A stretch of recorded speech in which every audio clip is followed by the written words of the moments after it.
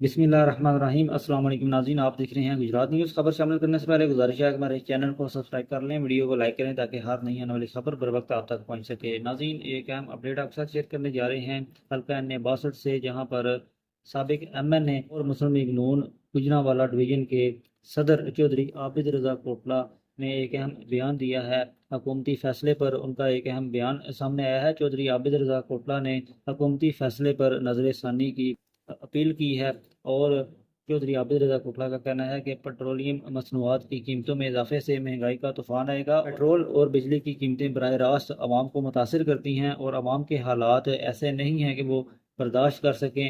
غربت کی چکی میں پستی عوام شاید مزید اس کا بوجھ نہیں اٹھا سکے گی، یہ کہنا ہے مسلم لیگ نون کے ایک اہم رہنما چودھری عابد رضا کوٹلہ کا۔ ان کے اپنے ہی حکومت ہے اور اس پر انہوں نے اس حوالہ سے نظر ثانی کی اپیل کی ہے، اور انہوں نے کہا ہے کہ پیٹرولیم مصنوعات کی قیمتوں میں اضافے سے مہنگائی کا طوفان آئے گا، جو کہ عوام شاید اس کا بوجھ نہ اٹھا سکے۔